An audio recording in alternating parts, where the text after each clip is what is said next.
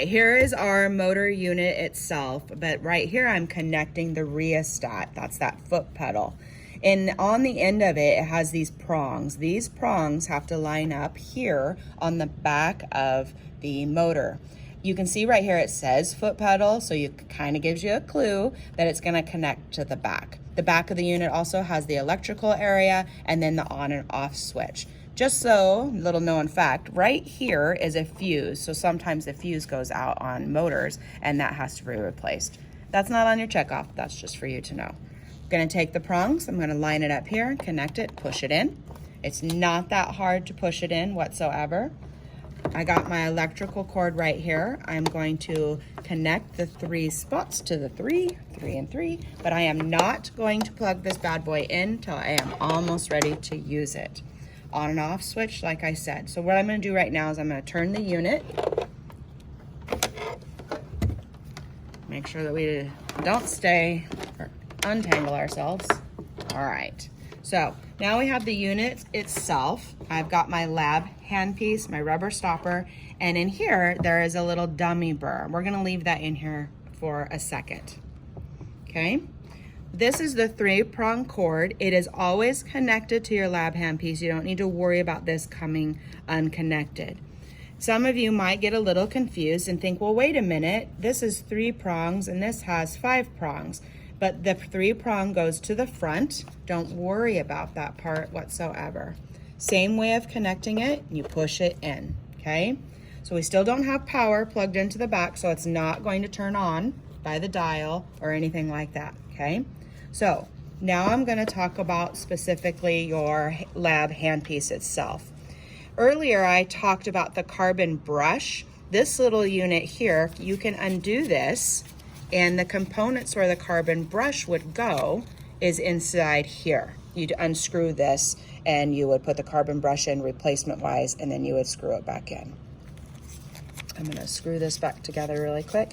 Once again, you guys would never do that. This would be Chelsea or me, and I'm going to sit here and twist and push and twist and push, and then I'm going to go to the top, and it doesn't want to do it because I'm recording on a video. This happens all the time. So let's just take our time to get this on here correctly.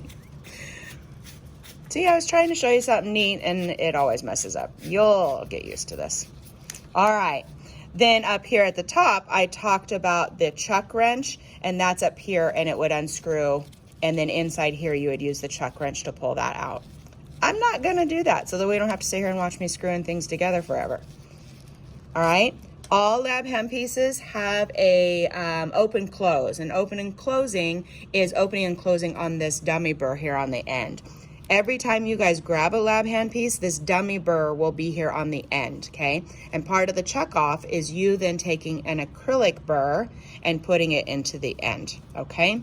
So I'm going to open this, turning it left, removing the dummy burr.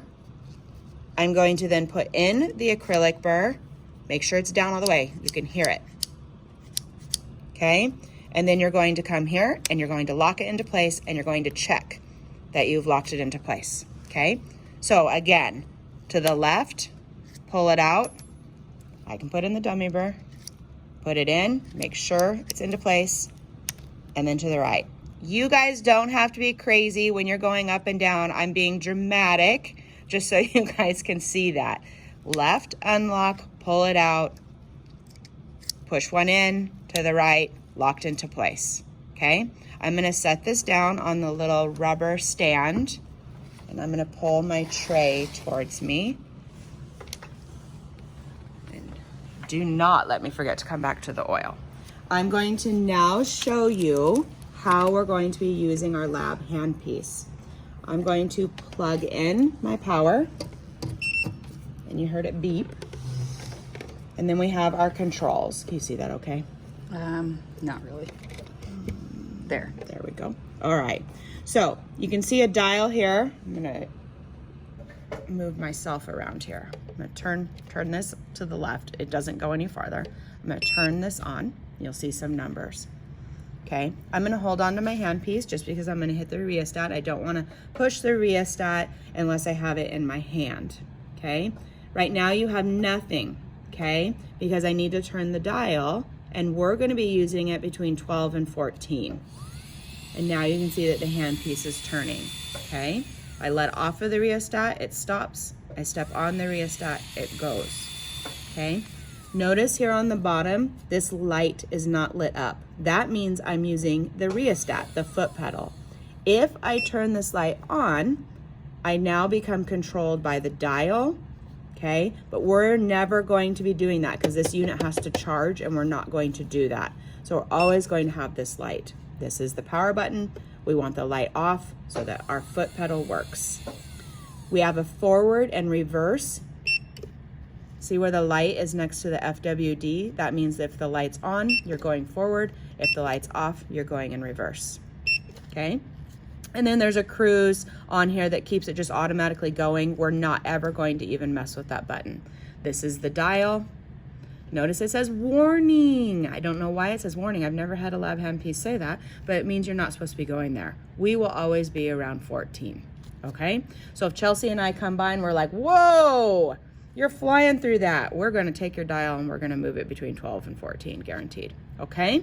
All right, I'm going to turn this off really quick, just so that I don't accidentally hit my rheostat and it takes off on me. I'm gonna set it down, and now I'm gonna show you what you guys will be doing when you're trimming on the models themselves. I'm gonna move this stuff out of my way. The reason we're gonna have you do a plaster, which is white, and a stone, which is tan, is they have different densities. So one is softer to trim and then that's your plaster. And then the harder to trim, because it is a thicker, stronger product, is your stone. So whenever you are trimming, you'll have a tray cover, and these other supplies already set up. But whenever you're trimming, you're gonna have something called fulcrums.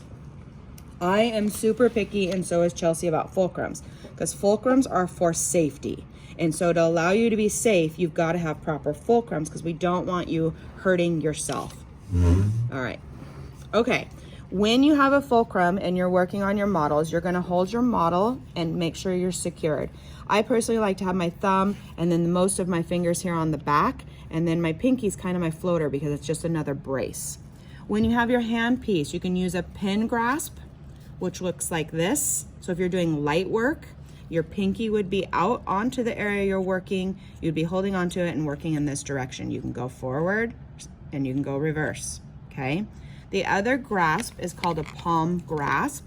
The palm grasp, you have your thumb on the edge here, your index finger or pointer finger goes around, and then you're going to use it. I don't like palm grasp, sorry guys, but you're going to use it like this motion, and then forward and then reverse, okay? So I'm going to be switching to the grasp that I like, which is my pin grasp. You guys can decide what you like. There is no right or wrong, but you'll notice that you favor one or the other. I'm gonna go to the 14.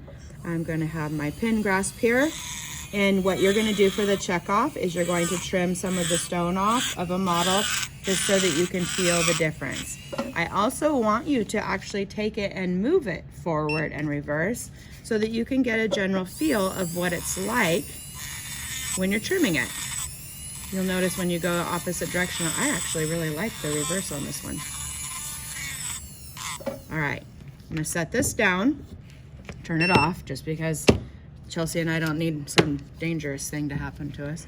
All right, I'm gonna go back, I'm gonna turn it back on. I got my stone in my hand, and I'm just gonna show you. I'm gonna trim this ledge off here. One thing that's really important, and I'm gonna show you, and this is a big no-no. If you put a lot of pressure on this, you'll hear it kind of stutter. That is a no-no. It should always be just nice and smooth when you're working, okay? This is putting too much pressure on the head and the burr, and you saw how I'm stuttering. That's leading to an accident. I know it's hard to hear me while I'm using this motor, but if you need more detail, I can show you in person on that. I'm going to turn it off and always set my Lab Handpiece back into place, okay? You guys won't need to do this, but if you are in a lab or in your dental office, you would need to then remove the burr. And when it's used a lot, you need to oil it. On this handpiece, there is only one spot to oil. You would put one drop down in the head, and then another drop, And then you would wipe away with your 2x2 any excess here. You would then place your dummy burr into place, and you would lock it back by moving it to the right. So only one oil port. There is no other oil ports. Turn left to open, right to close. Lab handpiece, 3-prong cord, on and off power button, foot hand rest, rubber stand, plaster stone, goodness gracious, the rheostat cord, power cord, and you got your chuck and then your carbon brush. I think that is everything. All right, I'll see you guys in lab. Thanks guys, bye.